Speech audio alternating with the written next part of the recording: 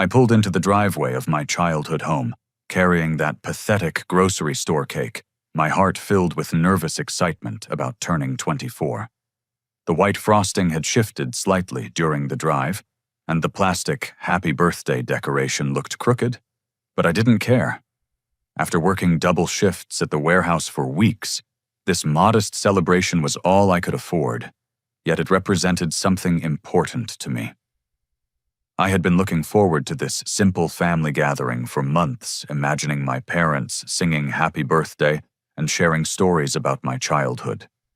Walking up the familiar concrete steps, I noticed unusual activity through the front windows. My mother Margaret appeared at the door before I could knock her expression cold and dismissive. She glanced at my grocery store cake with visible irritation and delivered words that would shatter my world forever. "No celebration this year, Frederick. Your sister needs our complete attention." The cruel indifference in her voice made my stomach drop, as I realized I had become completely invisible in my own family. Standing on that doorstep holding my rejected cake felt like a physical blow to my chest. I watched my mother turn away without another word, leaving me frozen in place as the reality of her dismissal sank in. The sounds of frantic preparation echoed from inside the house with my father, Thomas, shouting instructions about flower arrangements, and my younger sister, Jessica, directing caterers around our modest living room. Through the screen door, I could see elegant white and gold decorations being hung across the ceiling, expensive floral centerpieces being positioned on tables, and my family rushing around like they were preparing for a royal wedding. Jessica emerged from the kitchen wearing a stunning emerald dress that probably cost more than I made in 2 months. Her blonde hair was professionally styled in an elaborate updo, and she wore diamond earrings I had never seen before. She spotted me through the door and rolled her eyes dramatically before walking past without acknowledgement. The contrast between her glamorous appearance and my simple work clothes made me feel even more out of place in my own home. I trudged upstairs to my childhood bedroom, still clutching that stupid cake, feeling more alone than ever before. The room remained exactly as I had left it years ago, with faded posters of basketball players and a twin bed covered in my old blue comforter. Sitting on the edge of that bed, I stared at the grocery store cake and wondered how I had become so irrelevant to my own family that they couldn't spare 5 minutes to acknowledge my birthday. The sounds of celebration continued downstairs as more guests arrived for Jessica's engagement party. I recognized the voices of aunts and uncles I hadn't seen in months, all of them laughing and congratulating Jessica on her upcoming marriage to Brandon Walsh, some hotshot attorney from the wealthy side of town. Nobody asked about me or wondered where I was during this family gathering. Feeling restless and hurt, I decided to pack some belongings to take back to my small apartment across town. As I pulled out my old duffel bag from the closet, I accidentally knocked over a shoebox that had been hidden under Jessica's former bed. The contents spilled across the hardwood floor, revealing a collection of official-looking documents that made my blood run cold. Bank statements showed my college fund, which should have contained $37,000, had been completely emptied 3 years ago. The transfer records clearly indicated the money went directly to Jessica's private art school tuition at Westmont Academy. My parents had told me the fund was lost in bad stock market investments when I desperately needed money for community college classes. I had spent the last 3 years working warehouse jobs and living paycheck to paycheck, believing my education fund had simply vanished through their poor financial decisions. But the documents revealed a more devastating truth. Jessica had received a full academic scholarship to Westmont Academy, meaning my stolen college money had paid for unnecessary expenses while she attended school completely free. The scholarship letter was dated 6 months before my parents claimed my fund was lost, proving they had deliberately lied to me while transferring my money to Jessica. My hands shook as I discovered more evidence of their deception. Birthday cards addressed to me from both sets of grandparents over the past 5 years had been opened and kept hidden in this box. Inside each card were cash gifts, ranging from $50 to $200, totaling over $2,000 that I never received. My parents had intercepted these birthday presents and apparently spent the money on Jessica's various needs and wants. The final blow came when I found a handwritten letter from my late grandfather, Robert, specifically stating that his vintage car collection should go to me upon his death 2 years ago. The letter detailed 3 classic automobiles worth approximately $15,000 total that were meant to help me start my adult life. Instead, I found sale receipts showing my parents had sold all 3 cars immediately after Grandfather Robert's funeral and deposited the money into Jessica's savings account for what they called art supplies and educational materials. Sitting on that bedroom floor surrounded by evidence of years of systematic theft and deception, I felt my entire understanding of my family crumble. They had not only stolen my financial future, but had actively worked to ensure Jessica received every possible advantage while I struggled alone. The depth of their favoritism went far beyond simple preference. It was calculated financial abuse designed to benefit one child at the complete expense of the other. The sounds of laughter and celebration from downstairs now felt like mockery. Here I was, discovering that my family had been robbing me for years, while they threw an expensive party for Jessica's engagement using money that should have supported my education and future. The irony was devastating. I had come home hoping for a simple birthday acknowledgement, only to learn that my own family had been systematically undermining my life for years. I gathered every piece of evidence from that shoebox and marched downstairs, my heart pounding with a mixture of rage and heartbreak. The living room was filled with about 30 people, all dressed in their finest clothes and holding glasses of champagne. Jessica stood at the center of attention, showing off her enormous engagement ring to a circle of admiring relatives. My parents moved through the crowd like proud hosts accepting congratulations on their daughter's successful match with Brandon Walsh. The contrast between this elaborate celebration and my rejected birthday cake sitting abandoned on the kitchen counter filled me with burning resentment. I waited until Jessica finished her ring presentation before stepping into the center of the room, holding the damning documents high enough for everyone to see. "I need to talk to all of you about something important," I announced loudly enough to cut through the party chatter. The room gradually fell silent as faces turned toward me with various expressions of annoyance and confusion. My mother, Margaret, looked mortified that I was disrupting Jessica's special moment, while my father, Thomas, stepped forward with obvious irritation. "Frederick, this is neither the time nor the place for whatever complaint you have now," Thomas said dismissively, his voice carrying the same tone he might use with a disobedient child.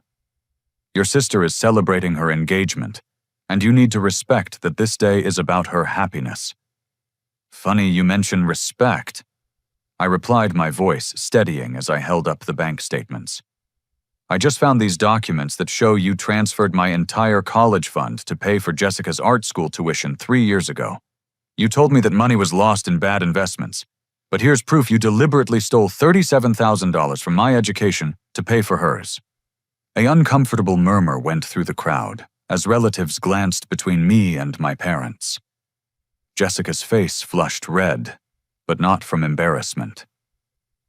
Instead, her expression showed pure anger that I was causing this scene during her celebration. Margaret stepped forward with her chin raised defiantly, showing no trace of shame or regret. "Frederick, you have always been the independent one in this family. We made decisions that we believed would benefit everyone in the long run. Jessica needed more support because she had greater potential for social and professional success." The casualness of her admission hit me like a physical blow. She wasn't even trying to deny the theft. Instead, she was justifying it based on their assessment of our respective worth as human beings. Greater potential. I repeated, hardly believing what I was hearing. So you decided I didn't deserve the money my grandparents saved for my education because you thought Jessica was prettier and more likely to marry well. Thomas nodded without hesitation, as if this logic was perfectly reasonable. Son, Jessica has always had natural advantages that you lack. She's more socially gifted, more attractive, and frankly more likely to achieve the kind of success that reflects well on our family. We invested in the child who could give us the best return on our efforts. The words hung in the air like poison, and I watched several relatives shift uncomfortably at this brutal honesty. My own parents had just admitted in front of their extended family that they considered me the inferior child who didn't deserve equal treatment or investment. Return on investment, I asked, my voice rising. I'm your son, not a business decision. And what about these birthday cards from Grandma Rose and Grandpa William? You've been stealing cash gifts addressed to me for years.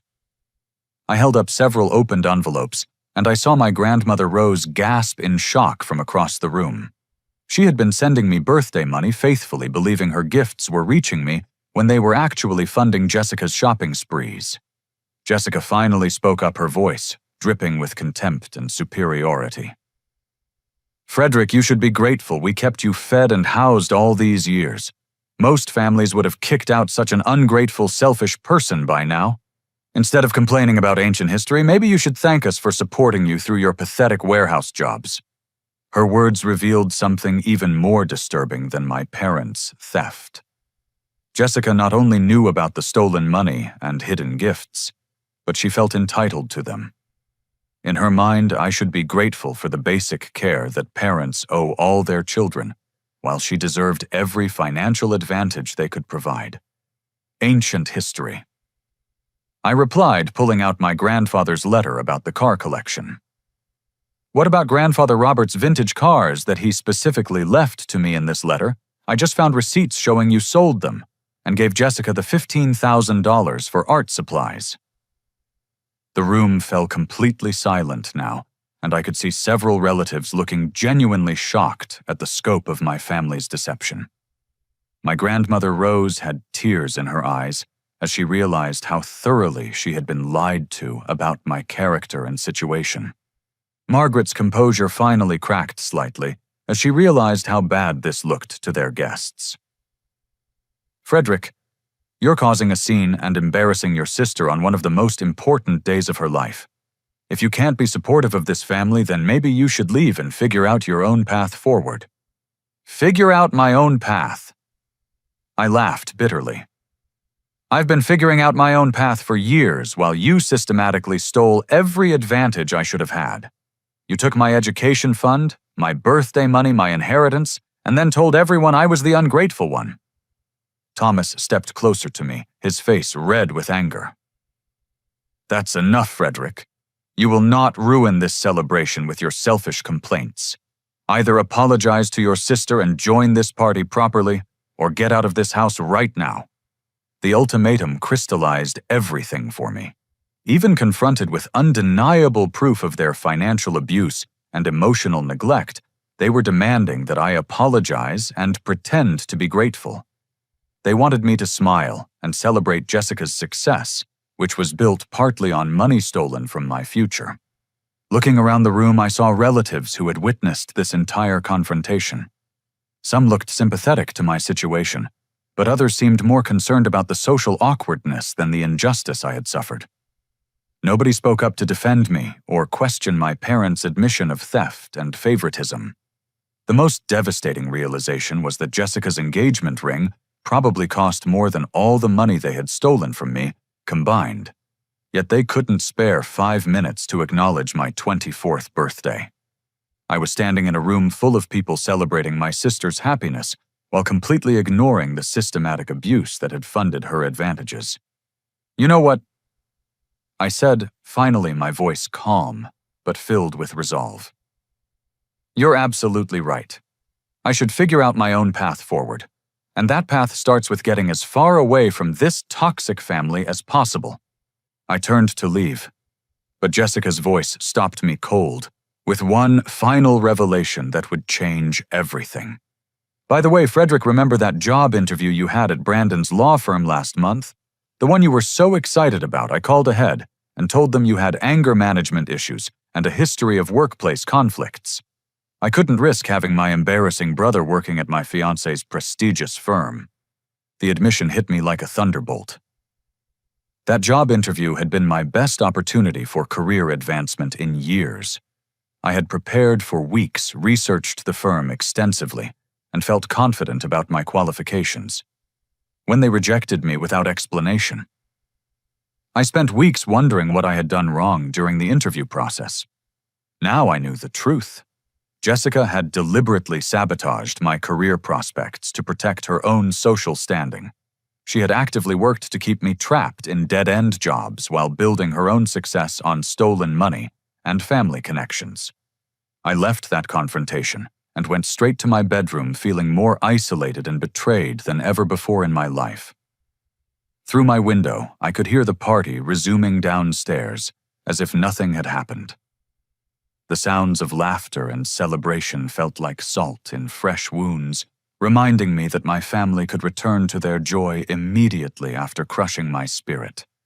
Sitting on my childhood bed, I stared at the evidence of their systematic abuse spread across my comforter. Bank statements, hidden birthday cards, inheritance documents, and receipts painted a picture of years of calculated theft designed to advantage Jessica while undermining my future. The scope of their deception was breathtaking in its thoroughness and cruelty. What hurt most was the realization that this wasn't accidental favoritism or temporary financial hardship. My parents had made conscious, deliberate decisions to steal from me repeatedly while lying about their actions and portraying me as ungrateful to extended family. They had created a false narrative where I was the problem child who couldn't appreciate their sacrifices, when the truth was that I had been systematically robbed of every advantage I should have received. Through my window, I watched guests arriving continuously for Jessica's engagement celebration. Cars filled our small driveway and lined the street, bringing relatives, family friends, and social connections who had come to honor Jessica's achievement. I recognized faces of people who had known me since childhood, yet none of them had asked about my absence from the party or wondered how I was doing in life. The more I observed the celebration below, the more I understood how completely my family had erased me from their narrative. These guests believed they were attending a family celebration, but they had no idea that one family member was upstairs nursing wounds from years of abuse and theft. My parents had successfully conditioned everyone to overlook my existence and focus solely on Jessica's accomplishments. Around 11 o'clock that evening, I watched my grandmother Rose arrive with a beautifully wrapped gift and a bright smile. She hugged Jessica warmly and congratulated my parents on raising such a successful daughter. Seeing her genuine happiness and pride made my heart ache, knowing she had been deceived about my character for years. She believed I was the ungrateful grandson who had abandoned the family, when the truth was that I had been systematically pushed out and robbed. The sight of Grandma Rose celebrating downstairs while believing lies about me became the final breaking point.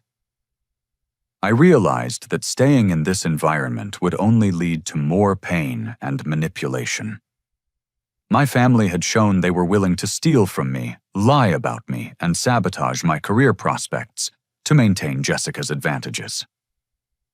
There was no scenario where this dynamic would improve or where I would receive fair treatment. I pulled out my phone and checked my bank account balance, $837.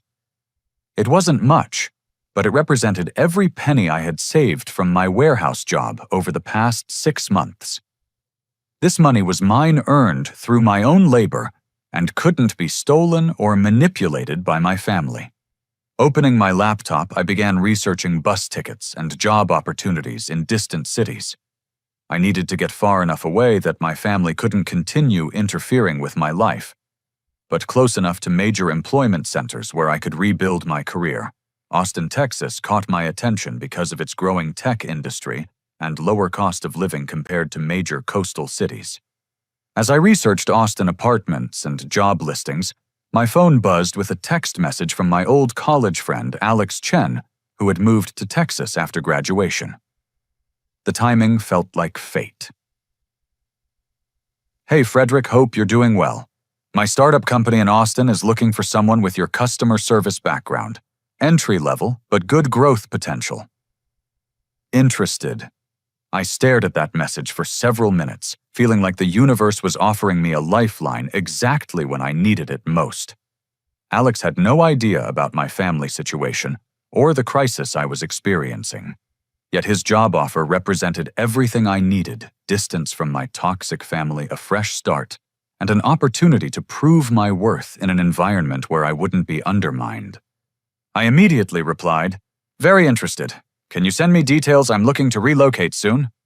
His response came quickly with company information and contact details for the hiring manager. The position was customer support for a tech startup called Innovate Tech Solutions, with potential for advancement based on performance. The salary was modest, but enough to support myself while building toward something better. Downstairs, the engagement party reached its peak with toasts and speeches praising Jessica's beauty, intelligence, and bright future. I heard my father's voice booming through the house as he told guests how proud he was of his daughter's success and how she represented everything wonderful about their family values. The irony was devastating. They were celebrating family values while having systematically abused and stolen from their own son. They praised Jessica's character while knowing she had sabotaged my career prospects out of pure selfishness. The disconnect between their public image and private actions revealed the depth of their hypocrisy. I began packing my belongings with methodical determination. Clothes, personal documents, a few sentimental items, and my laptop fit easily into 2 duffel bags and a backpack. The material evidence of my 24 years in this house was shockingly minimal, which somehow made leaving easier. As I packed, I composed a farewell letter explaining my departure. I wanted them to understand that I knew about all their lies and theft, but I also wanted to maintain some dignity in my exit. The letter was brief and factual, stating that I had discovered their financial abuse, understood their true feelings about my worth, and was leaving to build a life where I wouldn't be sabotaged or stolen from. I placed the letter on my pillow, where they would eventually find it along with copies of all the evidence I had discovered. They needed to know that I was aware of their actions and that their manipulation had been exposed. Around midnight, as the party finally wound down and guests began leaving, I loaded my belongings into my beat-up Honda Civic. The car was 12 years old, with over 200,000 miles, but it was mine earned through my own work and untainted by my family's manipulation. Starting the engine, I took one last look at the house where I had spent my childhood. Light glowed from the windows, where my family was probably cleaning up from Jessica's celebration, discussing what a wonderful evening it had been and how bright her future looked. They had no idea that I was disappearing from their lives forever. As I drove away from Millbrook, Ohio at 12:30 in the morning, I felt a strange mixture of grief and liberation. I was leaving behind everything familiar and venturing into complete uncertainty. But I was also escaping a toxic environment that had been poisoning my life for years. At a gas station on the edge of town, I stopped to buy coffee for the long drive to Texas. Standing in the fluorescent-lit convenience store, I pulled out my wallet and found the few family photos I always carried. Pictures of Christmas mornings, summer vacations, and birthday celebrations from happier times when I believed my family loved me equally. Without hesitation, I threw those photos into the gas station trash can. They represented a false history, where I was valued and loved, when the reality was that I had been tolerated at best and systematically undermined at worst. Keeping those pictures would only remind me of illusions that had been shattered forever. Getting back into my car, I programmed Austin, Texas into my GPS and began the 9-hour drive toward my new life. The highway stretched endlessly ahead of me, dark and uncertain, but for the first time in years, I felt like I was moving toward hope instead of away from it. The drive to Austin took me through the heart of America, past small towns and endless farmland that looked nothing like the suburban Ohio landscape I was leaving behind. I drove straight through the night, fueled by gas station coffee, and the adrenaline of making the biggest decision of my life. When the Austin skyline appeared on the horizon at 8 in the morning, I felt like I was arriving in a completely different world. Alex met me at a downtown diner called Magnolia Cafe, and I was struck by how much more confident and successful he looked compared to our college days. He wore a crisp button-down shirt and spoke enthusiastically about the tech startup scene in Austin, describing opportunities and growth potential that seemed impossible from my warehouse job perspective. Innovate Tech Solutions is exactly the kind of place where hard work gets noticed quickly, Alex explained over breakfast tacos. The owner, Diana Martinez, built the company from nothing 5 years ago, and she promotes based on results, not politics or connections. If you can solve problems and improve systems, you'll advance faster than you ever could at a traditional corporation. The company occupied the second floor of a converted warehouse in East Austin, with exposed brick walls, standing desks, and an open layout that felt energetic and collaborative.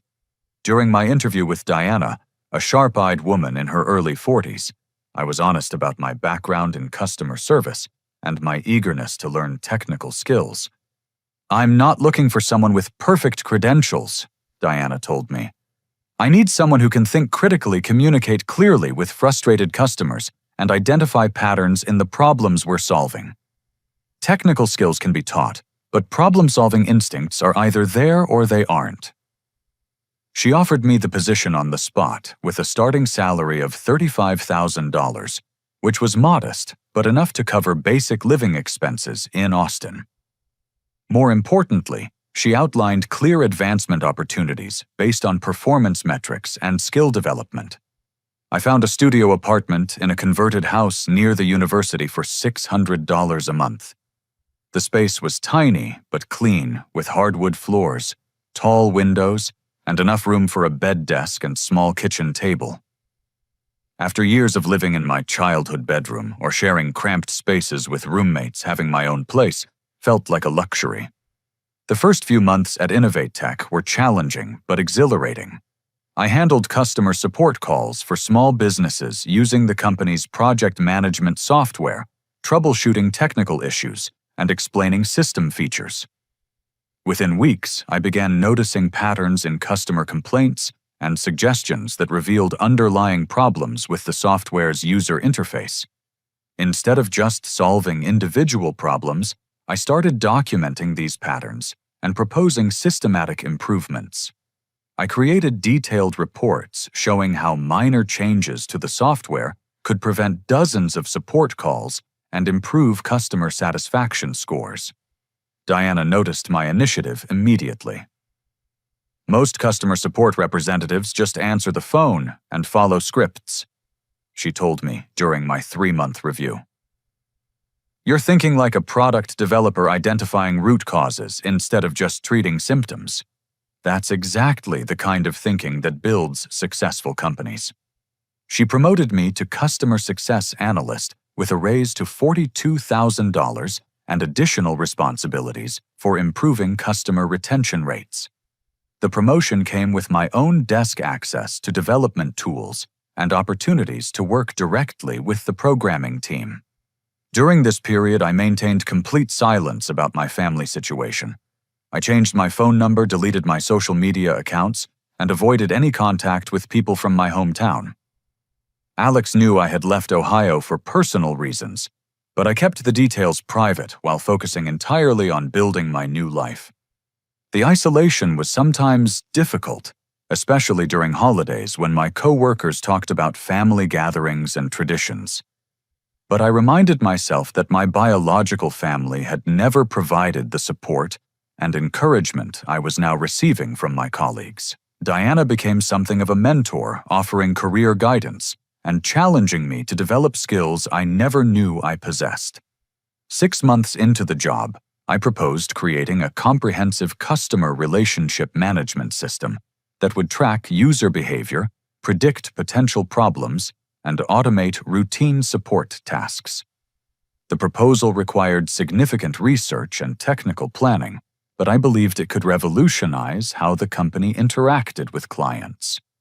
Working evenings and weekends, I taught myself basic programming languages and database management through online courses and library books. The learning curve was steep, but every small breakthrough felt like validation of my abilities and potential. My breakthrough came when a major client complained about recurring billing errors that were costing them thousands of dollars in administrative time. Instead of offering standard troubleshooting, I analyzed their entire account history and discovered that our billing system had a flaw affecting customers with certain payment schedules. I developed a solution that not only fixed their specific problem, but prevented similar issues for hundreds of other clients. The fix saved the company an estimated $50,000 in potential lost business and customer support costs. Diana was so impressed that she brought me into a senior leadership meeting to present my findings. Standing in that conference room, explaining technical solutions to executives and programmers, I felt more valued and respected than I ever had in my family home. Frederick has identified a systematic issue that we didn't even know existed, Diana announced to the team.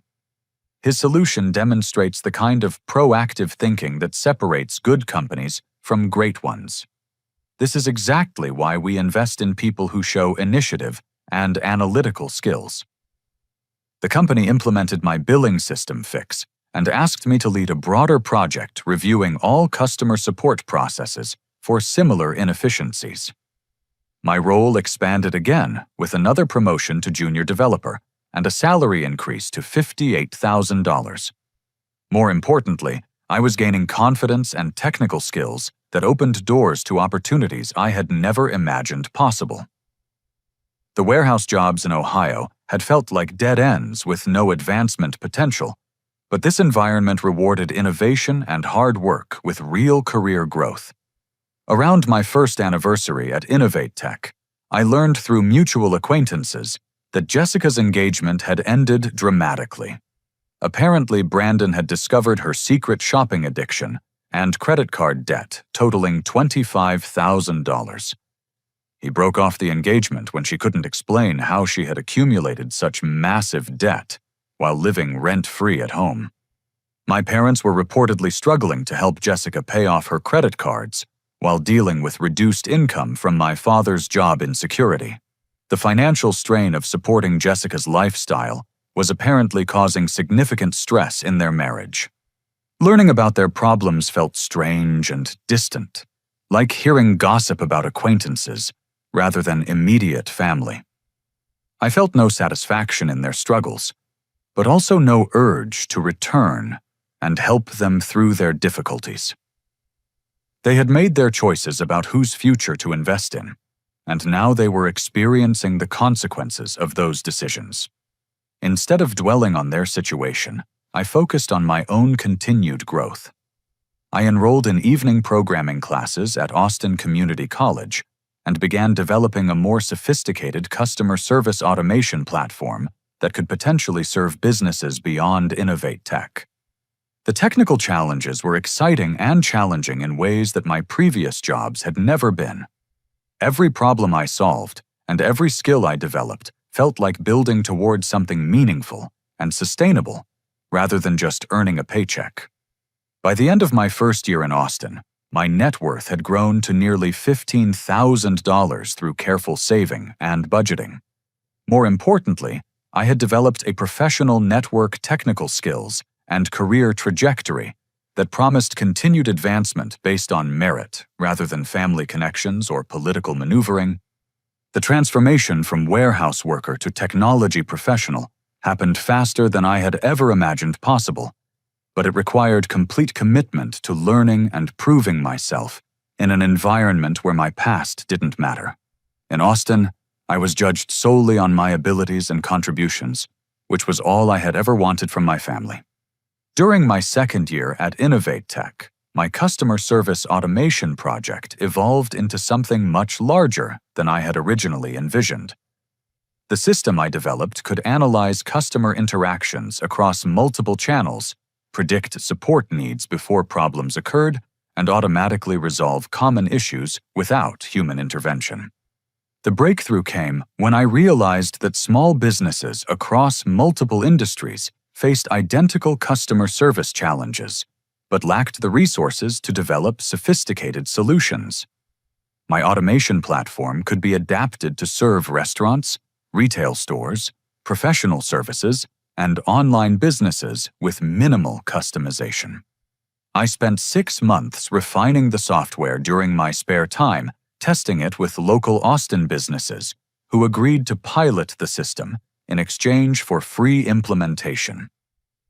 The results were extraordinary. Participating businesses reduced customer service costs by an average of 40%, while improving satisfaction scores and response times. Word about my platform spread through Austin's tight-knit small business community, and I began receiving inquiries from companies across Texas who wanted to implement similar systems. The demand was far beyond what I could handle as a side project while working full-time at Innovate Tech. Diana noticed my distraction and growing excitement about the automation project. Rather than being concerned about potential competition, she encouraged me to pursue the opportunity and offered to provide business mentorship as I developed my ideas. Frederick, you've identified a genuine market need and created a solution that could benefit thousands of businesses, she told me during a career planning discussion. Innovate Tech will always have a place for you, but entrepreneurship might be your true calling. If you decide to start your own company, I'll support you however I can. Her encouragement gave me the confidence to research business formation, intellectual property protection, and funding options for technology startups. The learning curve was intimidating, but every challenge felt manageable compared to the emotional abuse and financial theft I had overcome in my family situation. Through Austin's entrepreneurship network, I met Rachel Chen, a venture capitalist who specialized in early-stage technology companies. Rachel had built several successful businesses before transitioning to investment, and she was known for supporting founders who solved practical problems with innovative approaches. During our first meeting at a coffee shop downtown, I demonstrated my customer service automation platform using real data from pilot businesses. Rachel immediately grasped the potential market size and revenue opportunities. Small businesses spend billions of dollars annually on customer service that could be automated or streamlined, Rachel explained. Your platform addresses genuine pain points with measurable cost savings. The scalability is enormous because every business needs customer service, but most lack the technical expertise to optimize these processes. She offered to invest $200,000 in exchange for a 20% equity stake contingent on my commitment to leave Innovate Tech and focus full-time on building the company. The investment would cover software development, marketing, legal expenses, and 18 months of operating costs while we established the business. The decision to leave my stable job and pursue entrepreneurship felt terrifying and exhilarating simultaneously. I had spent 2 years building security and professional credibility, but this opportunity represented everything I had hoped to achieve through hard work and innovation. I gave Diana 6 weeks' notice and worked diligently to transition my responsibilities to other team members. She was genuinely excited about my entrepreneurial venture and offered to serve as an advisor and potential customer for my new company. "You're making the right decision," Diana assured me during my final week at Innovate Tech. "I've watched you grow from customer support representative to innovative developer in record time. Your work ethic and problem-solving skills will make this business successful, and you'll never wonder what might have been if you hadn't taken this risk." I named my company ConnectFlow and established offices in a shared workspace near downtown Austin. The environment was filled with other startups and entrepreneurs, creating an atmosphere of innovation and ambition that energized me daily. My first major decision was hiring Diana as Chief Operating Officer. She had expressed interest in leaving Innovate Tech to pursue new challenges, and her business experience complemented my technical skills perfectly. Together, we developed a comprehensive business plan, marketing strategy, and customer acquisition approach. The early months were intense and demanding, requiring 12-hour days and constant problem-solving as we refined the software and built our customer base.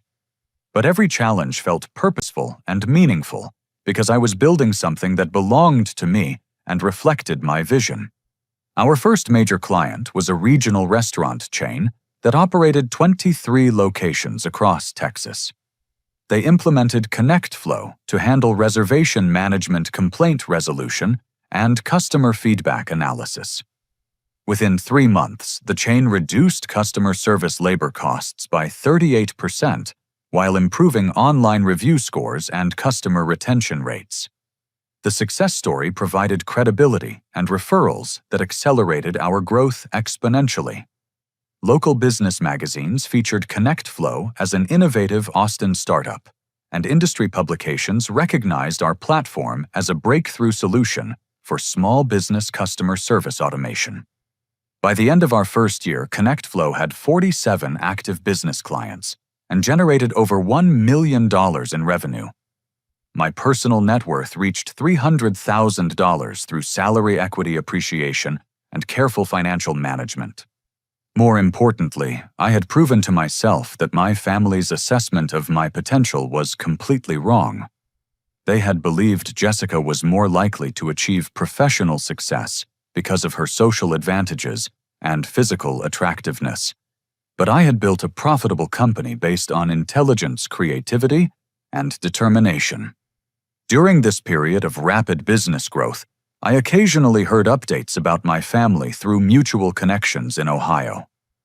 Jessica had moved back home after her broken engagement and was struggling to find employment that matched her art degree qualifications.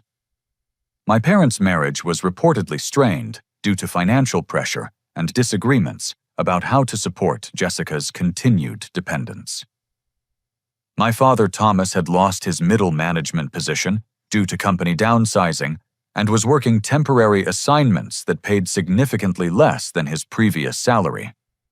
My mother, Margaret's part-time retail job barely covered basic household expenses, and they were behind on mortgage payments.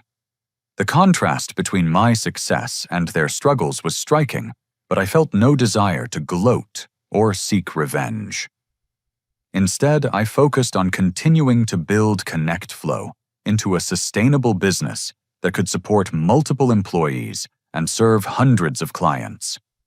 The most satisfying aspect of my success was earning respect and recognition based entirely on merit. My clients valued ConnectFlow because it solved their problems and improved their profitability, not because of family connections or social advantages. This validation meant more to me than any amount of money because it proved that hard work and innovation could overcome any disadvantage. Rachel's investment had been based on her confidence in my abilities and business potential. Diana had joined my company because she believed in my vision and leadership skills. Our clients recommended ConnectFlow to other businesses because they experienced tangible benefits from our services. This network of professional relationships built on mutual respect and shared success felt more valuable and meaningful than the family connections I had lost through my departure from Ohio. I was finally surrounded by people who appreciated my contributions and supported my continued growth.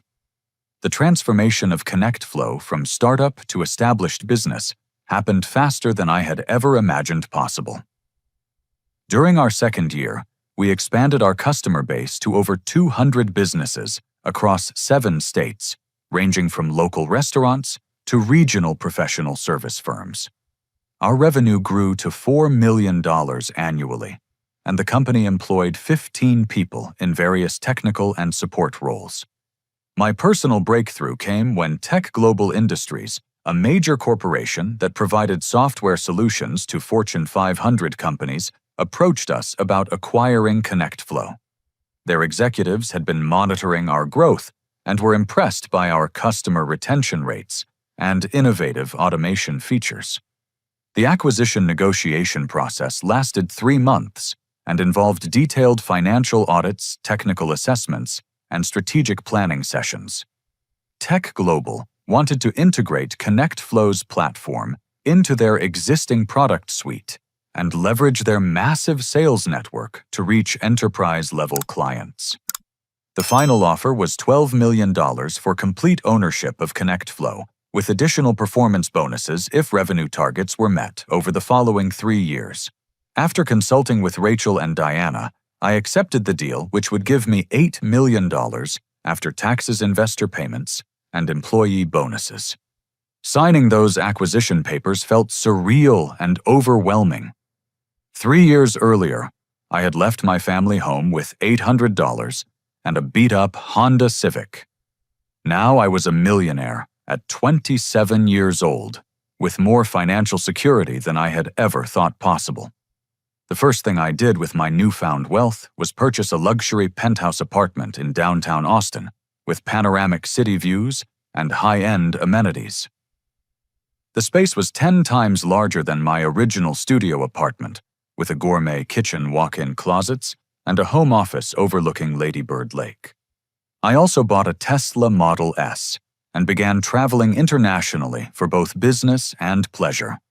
Visiting London, Tokyo, and Sydney opened my perspective on global markets and business opportunities, while providing experiences I had only dreamed about during my warehouse worker days. The acquisition made local business news with Austin magazines featuring my story as an example of entrepreneurial success in the city's growing tech sector.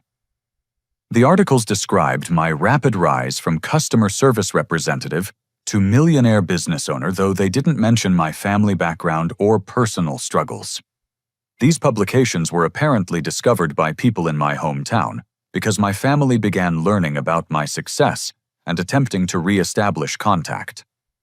The first approach came through social media, where Jessica created multiple fake accounts to send me messages claiming she had grown and matured since our last interaction. Her messages were carefully crafted to sound remorseful and loving, describing how much she missed our relationship and regretted the misunderstandings that had driven us apart. She claimed to have learned from her mistakes and wanted to rebuild our sibling bond based on mutual respect and appreciation. What Jessica didn't realize was that her messages revealed her continued manipulation and self-centeredness. She described our conflicts as misunderstandings, rather than acknowledging her role in sabotaging my career or supporting our parents' financial abuse. Her apologies focused on how bad she felt, rather than recognizing the actual harm she had caused. My mother, Margaret's approach was more direct, but equally manipulative. She began leaving voicemails on my business phone number, which she had obtained through public records associated with ConnectFlow. Her messages claimed she had always believed in my potential, and that our family conflicts were based on communication problems that could be resolved through honest conversation. Margaret's revisionist history was breathtaking in its audacity. She portrayed herself as a loving mother who had always supported my ambitions, conveniently forgetting her admission that she considered Jessica more worthy of investment because of her social advantages. The voicemails made no mention of stolen birthday money, transferred college funds, or deliberate career sabotage. My father, Thomas, took a professional approach, reaching out through LinkedIn with messages praising my business accomplishments and suggesting we should reconnect as successful adults who had overcome youthful disagreements. His messages positioned our conflicts as normal family tensions that naturally resolved as people matured and achieved their goals. The coordinated nature of their outreach revealed that they had developed a strategy for winning me back, probably motivated by their own financial struggles and knowledge of my newfound wealth. Their messages arrived within weeks of each other, all using similar language about growth, forgiveness, and family bonds. I saved every message and voicemail they sent, but responded to none of them. Their sudden interest in rebuilding relationships coincided suspiciously with learning about my financial success, suggesting their motivations were more practical than emotional. Through my network in Ohio, I learned more details about their deteriorating situation. Jessica's credit card debt had grown to over $30,000 as she continued spending money she didn't have while living unemployed at home. She had applied for numerous positions, but struggled to find employers willing to hire someone with an expensive art degree and no practical work experience. My parents' financial problems had worsened significantly. Thomas had been unemployed for 6 months after his temporary assignments ended, and Margaret's retail job provided barely enough income to cover basic utilities. They were facing foreclosure on their home and had borrowed money from relatives to avoid immediate eviction. The irony of their situation was obvious, but not satisfying. They had spent years investing everything in Jessica's success while neglecting and undermining my potential, yet Jessica's advantages had produced no meaningful career or financial stability. Meanwhile, the son they had written off as less worthy had achieved more success than any of them had ever imagined possible. Their desperation became more apparent as their outreach intensified. Margaret's voicemails grew longer and more emotional, describing health problems and financial stress that could be resolved if their family could reunite. Jessica's messages became more frequent and personal, sharing memories of childhood moments when we had gotten along well. Thomas began sending newspaper clippings about my business success, along with handwritten notes expressing pride in my accomplishments. The notes carefully avoided mentioning our conflicts while emphasizing his role in shaping my work ethic and determination through childhood lessons. The most manipulative approach came when they involved my grandmother Rose, who called my office claiming she was dying and wanted to see me before passing away. The call was clearly orchestrated by my parents, but it represented a new low in their willingness to exploit family relationships for financial gain. I verified through other relatives that Grandma Rose was in good health and not facing any immediate medical crisis. Learning that they were willing to fake her death to manipulate me into contact confirmed that their current outreach was entirely self-serving rather than based on genuine remorse or love. Their desperation revealed the complete failure of their family investment strategy. They had stolen from me to support Jessica's education and social advantages, yet she had produced no return on their investment.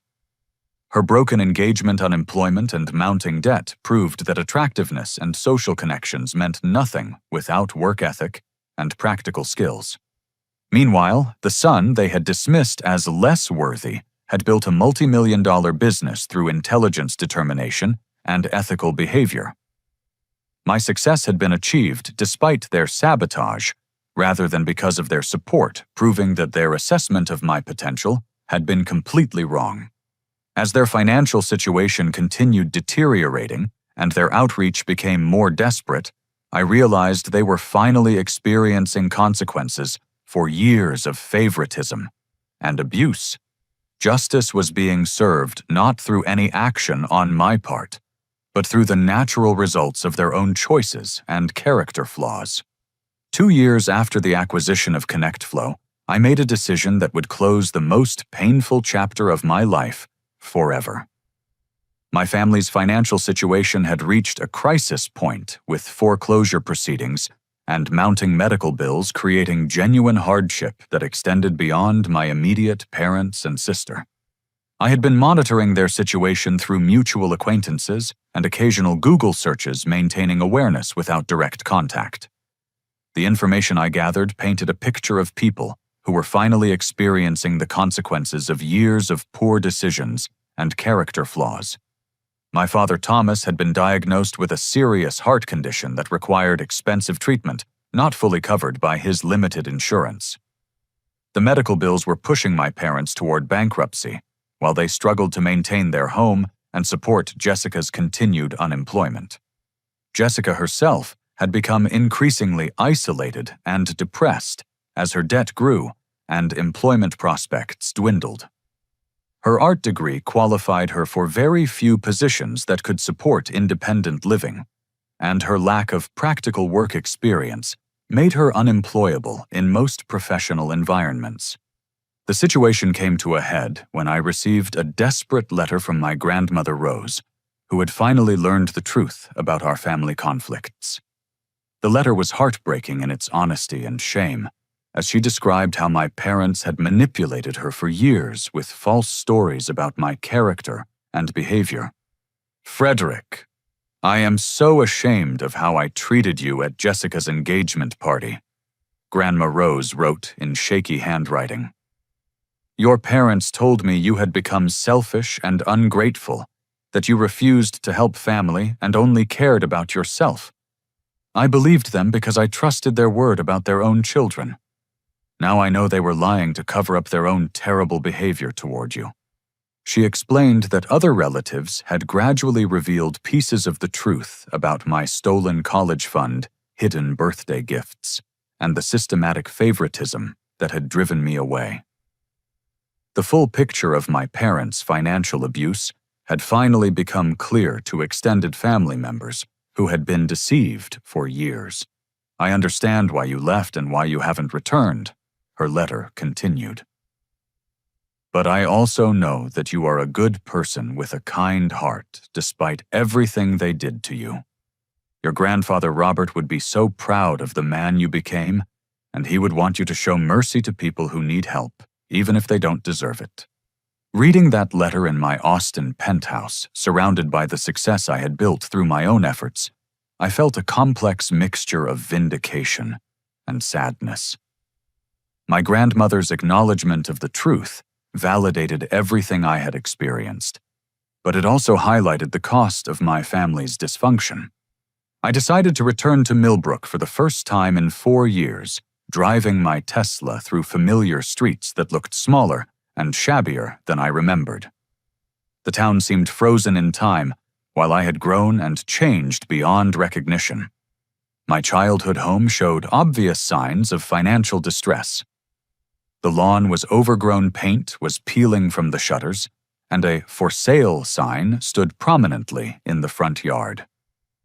The house that had once represented stability and family connection now looked like a symbol of decline and failure. I drove to Murphy's Diner downtown, knowing it was a place where I might encounter family members or old acquaintances. Sure enough, my grandmother Rose was having coffee with 2 other elderly women when I walked through the door. Her face showed shock and joy when she recognized me. "Frederick." "Oh my goodness, look at you," she said, rising carefully from her booth to embrace me. The other women stared openly as Grandma Rose introduced me as her successful grandson, who owned a technology company in Texas. We sat together while she apologized repeatedly for believing my parents' lies and treating me poorly during my final years at home. Her remorse was genuine and painful to witness, and I assured her that I understood she had been deceived by people she trusted. "They told everyone you abandoned the family without explanation," Grandma Rose explained. "We thought you were selfish and ungrateful, that you couldn't be bothered to help during difficult times. Nobody knew about the money they took from you, or how badly they treated you." Our conversation was interrupted when my parents and Jessica entered the diner, having heard through small-town communication networks that I was back in Millbrook. Their appearance was shocking in its deterioration from the confident, well-dressed people I remembered from Jessica's engagement party. Thomas looked significantly older and thinner, his face gray with illness and stress. Margaret appeared worn down by financial worry and emotional strain. Jessica seemed the most changed, having lost the vibrant confidence that had once defined her personality. They approached our table hesitantly, unsure of their reception, but desperate enough to risk public rejection.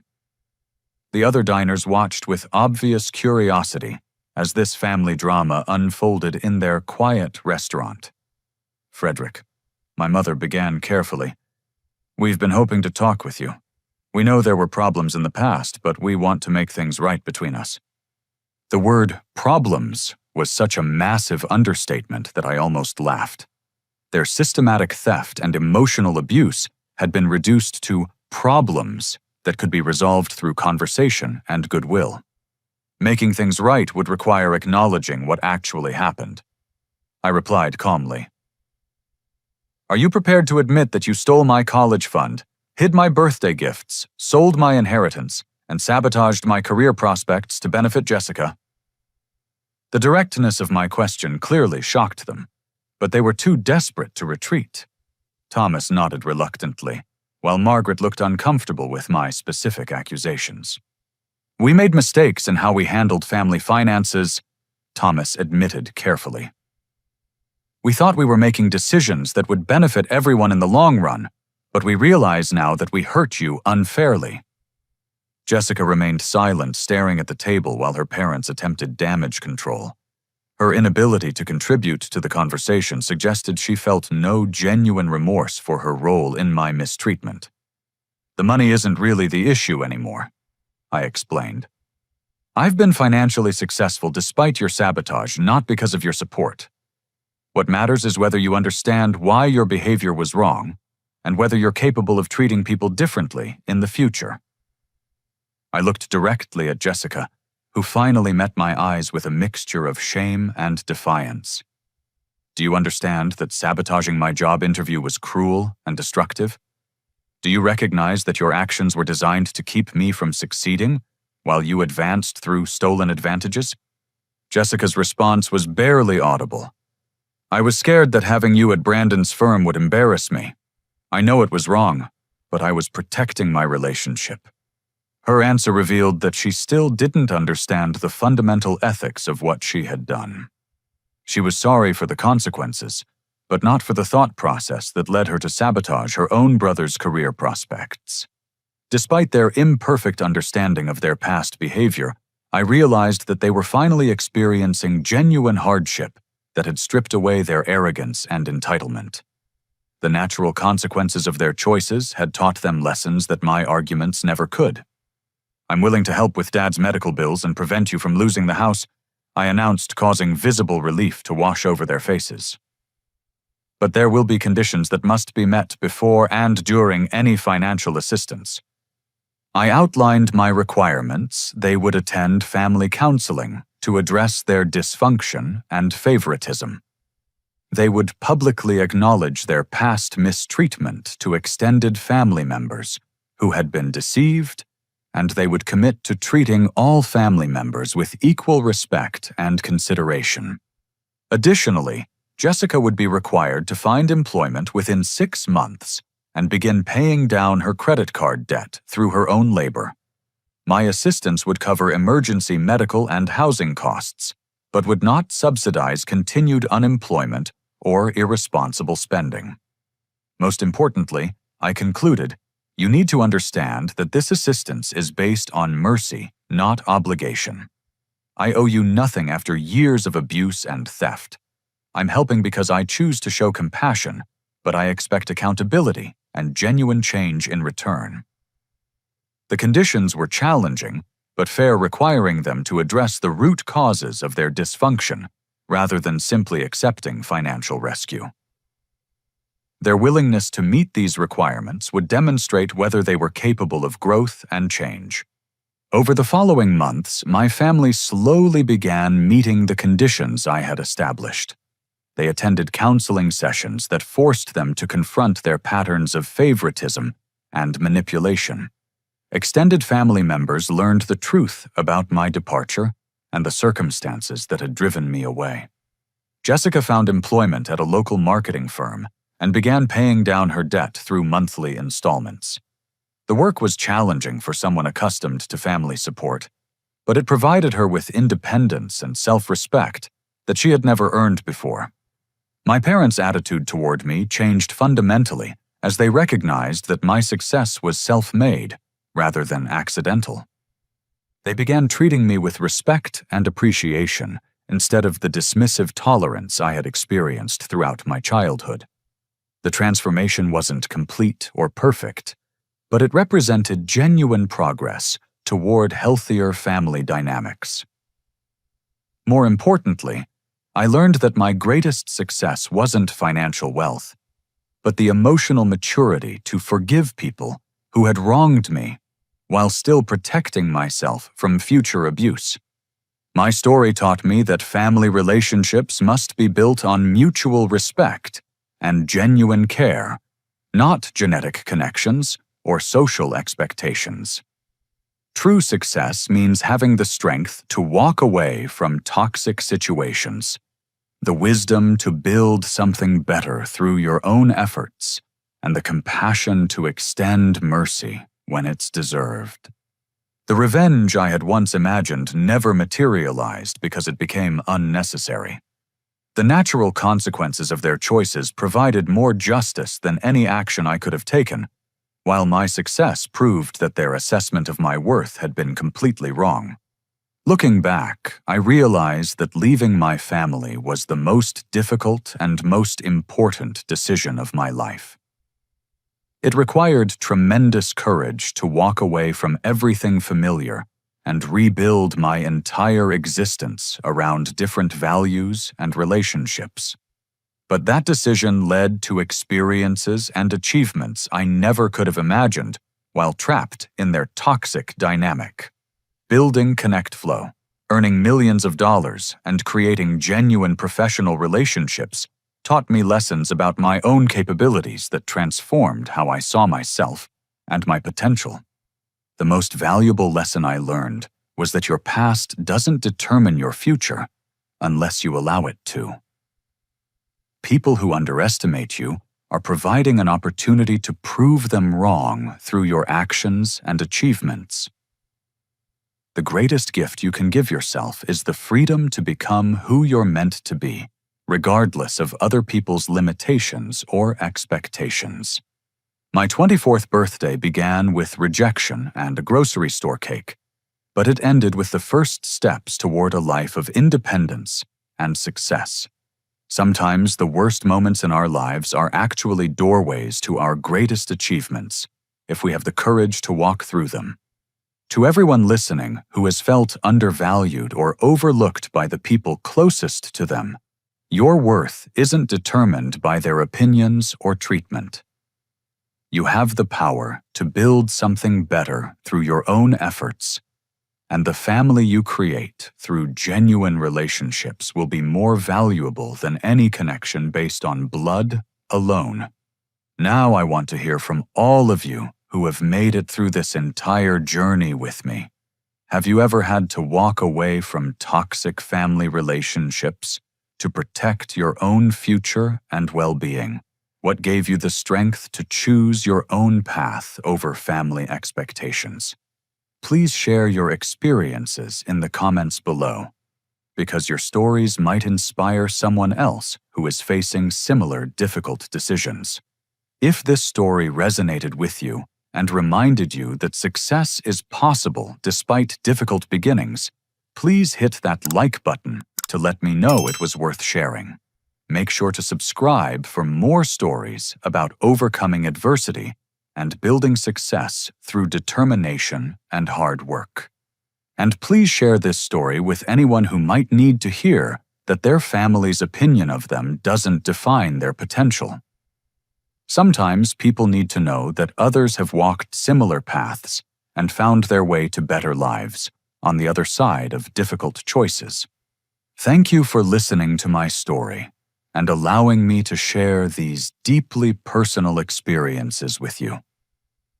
I hope it brings you comfort, inspiration, or simply the knowledge that you're not alone in whatever challenges you're facing. Until next time, remember that your future is in your hands, regardless of where you started or who believed in you along the way.